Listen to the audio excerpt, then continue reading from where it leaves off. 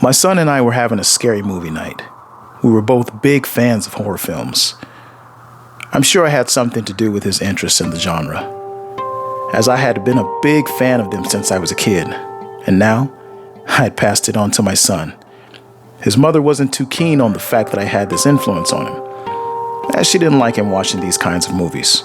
Just so you know, I like the hardcore stuff. I've been a big fan of the old 70s and 80s horror movies, especially the films by the old Italian horror masters like Fulci and Argento. I love the gory stuff. I usually wouldn't let him watch this kind of stuff, but everything else was okay. My son loved John Carpenter movies.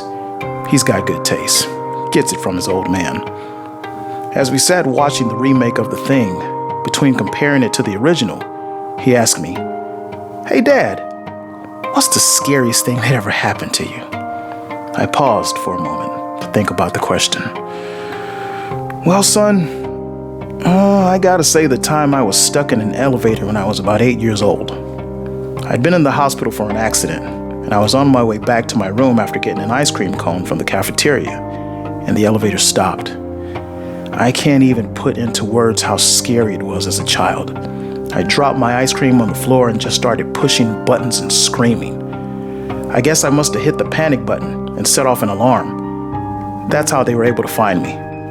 The voices of the staff on the other side of the door were comforting, but the entire time, I just kept thinking, I was never going to get out of there. Your mind seems to mess with you in situations like that.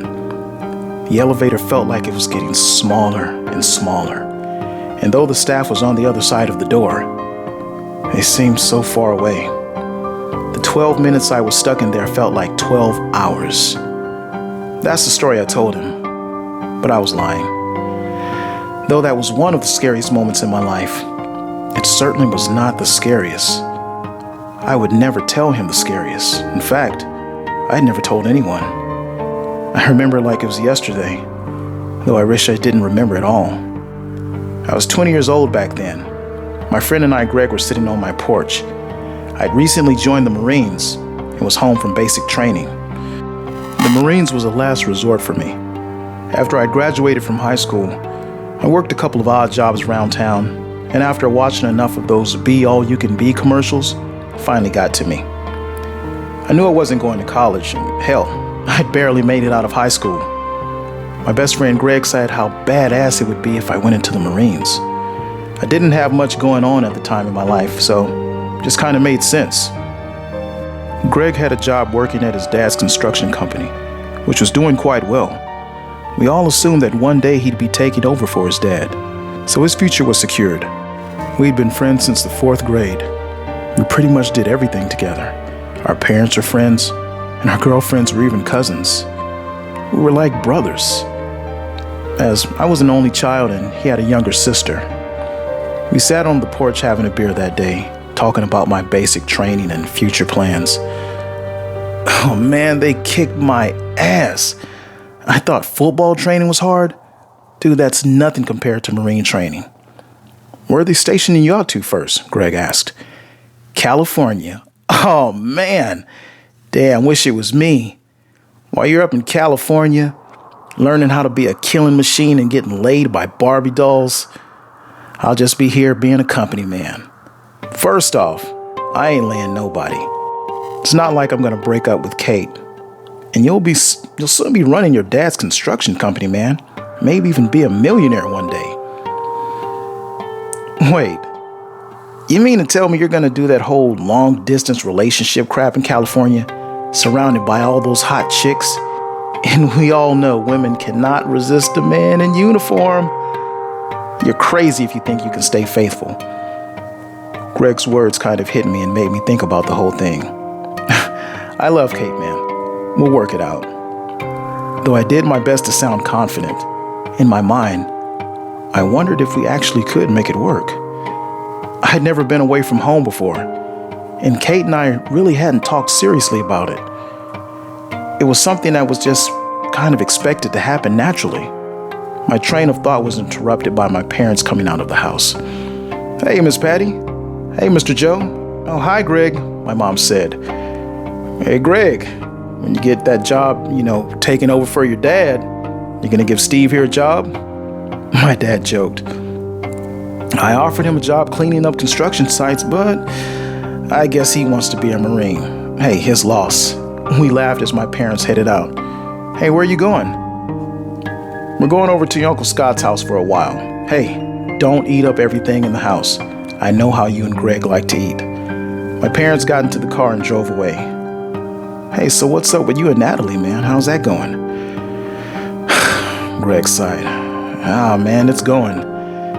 I don't know, Steve. Tell you the truth, it's getting kind of old. What do you mean it's getting old? She's too clingy, man. She smothers me. She wants to be up under me all the time, man. I mean, it was okay in the beginning. It was kind of cute. But now, not so much. Kind of feel like I just need a change. You're going off to California. Kate's in college. You don't get to see each other that often. At least you get to miss each other. Which, by the way, I have no idea how you think that's going to continue to work. Well, just know, Greg, if you do anything stupid, they are cousins. So I'm going to get an earful about it. Greg smirked. Hey, don't worry, man. You'll get it straight from the dog's mouth himself. Greg chuckled as he dug his hand into the cooler for another beer. Uh-oh. This is the last one. Gonna have to make a beer run soon. Hey, don't sweat it, man. I got another 6-pack in the fridge. I'll go get it. Good old Steve. Always prepared, Greg said as he popped the top and took a sip. I got up to go get the beer from the fridge. Greg, I don't know why I'm still friends with you. All you do is eat up all my food, and now you're drinking up all my beer. Man, I'm the most stable thing you got going on in your life, dude. I'm like your guidance counselor. Who was the one that told you to go into the Marines? If it weren't for me, you'd be stocking shelves at the Piggly Wiggly. We laughed. Greg always had the best comebacks. He'd always been like that, real sharp. He always kept me laughing. I grabbed the beer and a bag of chips to snack on. Food and drinks. Man, I need to start charging you. I waited for Greg's comeback as I set down the bag of chips and put the beer in the cooler. But surprisingly, he was silent. I looked at him, but something had caught his attention. He was looking down the road. He looked serious. Hey, what's up, man? What are you looking at? He didn't answer. He was so focused. Greg, I said a bit louder. He snapped out of it. Huh? What are you looking at? Greg pointed. Hey, who is that? I looked in the direction that he was pointing. There was someone coming down the street. A man. I stood there and watched as the man got closer. I didn't recognize him. He was a stranger. He walked at a steady pace, never breaking stride. He was dressed in dark clothing and fully covered despite the hot weather. Something felt out of place about him. He seemed almost void of color, sort of black and white, with the exception of his dark blood-red shirt. His face looked blurry, as I couldn't make out his features. Both Greg and I were drawn to the stranger for some reason. We couldn't take our eyes off him. As he got closer, my neighbor's dog across the street began barking, which was unusual. The dog was usually very friendly and normally ignored passerbys, but not this person. The dog became highly agitated and barked non-stop. The dog barked and backed away from the person, as if a dangerous predator had come around. My neighbor, an elderly lady, had come out to see what all the commotion was. She looked at the man, and a look of unease came upon her face. She grabbed the dog by its collar and pulled it into the house. She looked back at us and then back at the man. She backed into the house and shut the door. As the man got closer, I still could not make out his face for some reason. It still looked blurry. I looked over at Greg. Hey, do you know who that is? Greg just shook his head no. The man made it to my gate, and finally, I could see his face. I didn't know him. I'd never seen him before. He walked into the yard and gave us a slow wave. It made me a little nervous. He had a peculiar smile on his face. Even his grin seemed off. He had small, crooked teeth that looked too close together, and there was too many of them. His bloodshot eyes seemed to be studying us, almost like he was reading us. The skin under his eyes looked purple. He looked like someone who drank too much. His dark hair was just below his ears and loosely combed back. He appeared to be in his late 40s to early 50s. The man made me very uncomfortable. There was just something very off about him. "How you boys doing?" the man said. His voice was smooth with a hint of a whisper. He stopped right in front of the porch. "We're all right," Greg said. "Can I help you with something, sir?" I asked. He looked at me and pointed, as if he'd found what he was looking for, and smiled. His teeth seemed to grind back and forth. It was very unsettling. Straight to the point, young man. I like that. And yes, you can help me with something. I've been traveling a long way, and I was just wondering if you'd be so kind to let an old wanderer rest his weary bones here on your porch, just for a minute or two. Then I'll be on my way." I looked into his eyes. There was an unpredictable, wild look to them, kind of like looking into the eyes of a wild animal that could tear you apart if you made the wrong move, or in this case, said the wrong thing. His smile did nothing to ease this feeling. Sure, no problem. Would you like a glass of water or something cool to drink?" Greg looked over at me with a look that said, "Boy, you just messed up." But it was too late now. I had already given the okay. "No thanks," the man said. "I've never really been one for water or cold things for that matter. Just some friendly conversation will do just fine." The visitor watched me as I sat back down, then looked over at Greg. "And what's your name?" "Greg," Greg said with a hint of an attitude.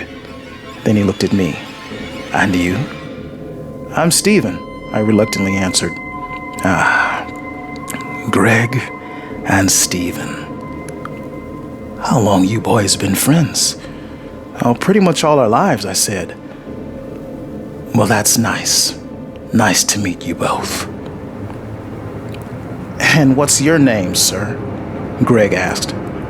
The man looked over at Greg as if he'd spoken out of turn, as if he'd been challenged. "My name? Now that's a good question.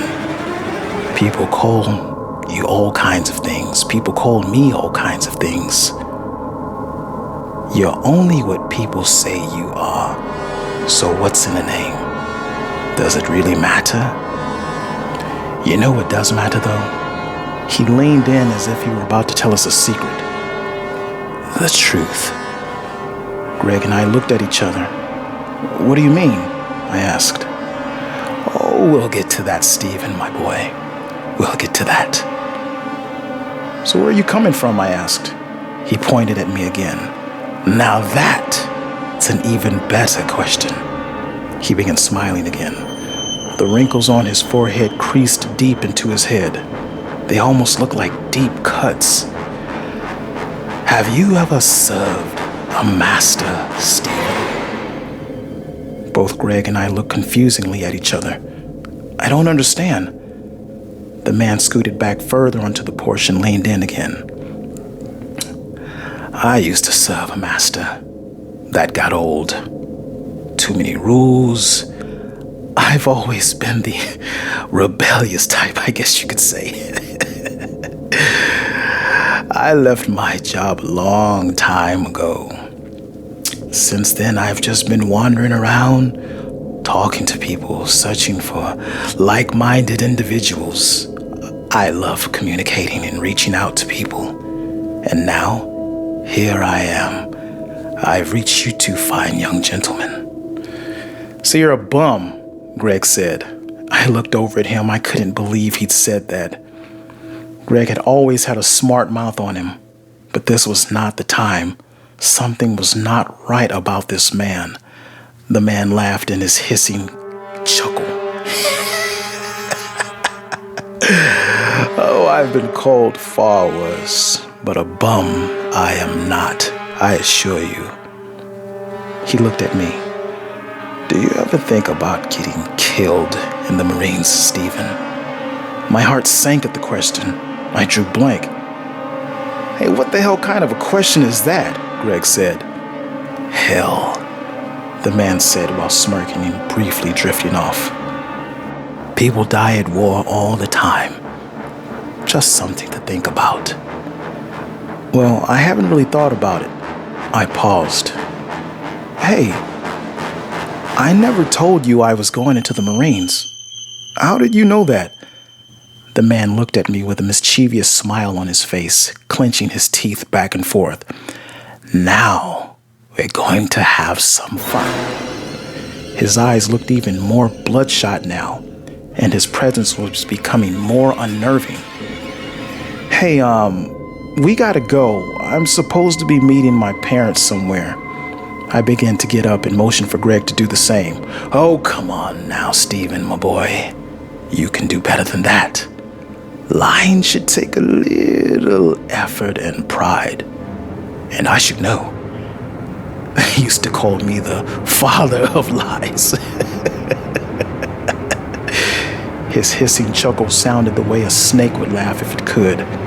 Sit down, sit down. I'll be moving on soon. Don't you boys worry. Hey, what do you want from us? Greg said. The man looked as if he'd been offended. Nothing. Just some conversation is all.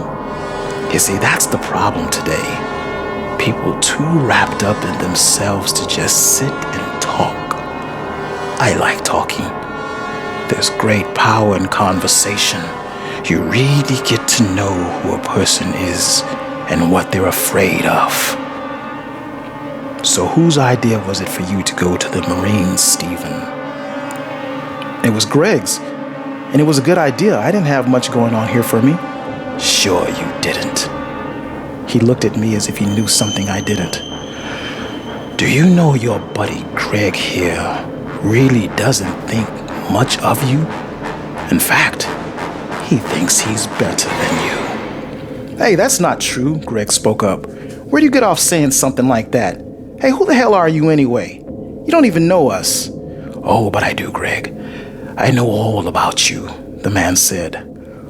Why don't you tell Stephen the real reason you want him to go to the military? I looked at Greg. What's he talking about? He's crazy, man, Greg said. Look, you need to leave, sir. I don't know who you are or how you know all this stuff, but you have to go. The man looked over and smiled at me. He looked psychotic. I'm not going anywhere. Not until you know the truth, Stephen. I dare not get forceful with him. There was just something off about him, something that was paralyzing. I was afraid of this man. Greg, why don't you tell Stephen who you've been talking to on the phone lately? I looked over at Greg. Greg just shook his head in confusion. The man stood up and climbed onto the porch. He looked as if he'd grown taller. He towered over us. His presence was even more imposing. Do you remember that time when Kate came home from college and she said she'd missed her flight? She was late that day. That day she was not here. Greg came to hang out with you, didn't he? And did you notice he smelt a little like the perfume that you bought for her? Guess where she was? I'll give you a hint. The man playfully pointed over at Greg like a child would telling a sneaky little secret. I could feel the anger rising up inside me. Was it true? I thought. Greg did smell like perfume that day he came over. Greg, is what he's saying true? Steve, he's lying. I wouldn't do that to you. Don't believe him. He's trying to turn us against each other. I think this guy is evil. Evil has nothing to do with it, the man said. Truth. That's all that matters. Confess. Well, why did you smell like perfume that day? I could feel myself becoming angrier and angrier. It felt almost like madness. I'd never felt this way before. Hey, look, Natalie liked that perfume that you got for Kate so much she begged me to buy it for her. She was over my house earlier that day. That's why I smelled like that. Liar! The man yelled. He thinks he's smarter than you, Stephen. He always has. He uses you. When he tells you he'll get you a little job cleaning up construction sites, he's insulting you. He doesn't respect you, Stephen. Greg stood there shaking his head. No, Steve, it's not true. We've been friends since the 4th grade. You're gonna believe this stranger over me? I looked at the visitor. I could feel his energy, his influence. It was taking over me. I felt pure rage. He's sleeping with Kate, Stephen. They talk about you. They call you a loser and a waste. They don't want you to come back from California because they want to be together. The whites of the man's eyes were so red with blood. They looked like red and black circles. His lips looked dark like they'd been stained with ink. His teeth gritted back and forth so hard I could hear them scraping together. I fed off of his energy and flew into a violent rage. I punched Greg in his face and he fell over. He looked up at me, and I swear he was smiling at me. I saw red. I pounced on him and began beating his face. Then I started choking him. The more he suffered, the angrier I became. The sight of blood coming from his mouth only fed my rage. I wanted to inflict as much pain on him as I could. I was like an animal with prey in my grip. I could hear the man behind me saying, "Do it, Stephen. Do it." I was going to kill Greg for his betrayal. I looked at him. He grimaced, trying to breathe. What I saw next shocked me. He had the same small, crooked teeth as the stranger. I quickly came to my senses and took my hands off his neck and jumped off him. I looked at my shaking hands, covered in blood. I couldn't believe what I had done. I turned around, and the man was gone. Completely disappeared as if he'd never even been there. Greg sat up trying to catch his breath. I looked at his battered face and felt sick to my stomach. I couldn't believe what I had done to my best friend. I didn't even know if what the stranger had said was true. I just couldn't control myself. Greg finally got to his feet and left without saying anything. I couldn't even bring myself to try and stop him. I was so ashamed. As he left the yard, he got to the gate and turned and looked at me. Neither of us said a word. And that was it. I never saw the man again after that. "Hey, so what do you think, Dad?" My son's voice snapped me back. I looked at him, then at the television. The credits were rolling. I had missed the whole movie. The memory of that day had completely taken me back in time. It was okay. I think I like the original better, though. It's hard to outdo John Carpenter. "Yeah, I like the original too," my son said, nodding in agreement. Thinking back, after the experience of that day, Greg and I never really spoke again after that. We couldn't be friends anymore after that. If we saw each other in passing, we did our best to avoid each other. Anytime I saw him, I only saw the face of that evil man, and it only reminded me of the awful thing that I had done that day. I'm sure the feeling was mutual. I ended up breaking up with Kate and went on to the Marines. Last I'd heard, Greg eventually went on to take over for his dad's construction company and was doing quite well. Sometimes I wonder how things would have turned out had the visitor never come that day.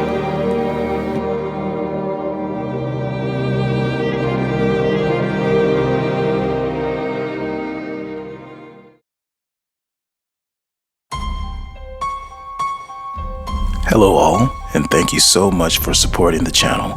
If you've liked this content, please click the like button, share, and subscribe to receive notifications for new dark stories. Until the next time, be good to each other. It's a scary world out there.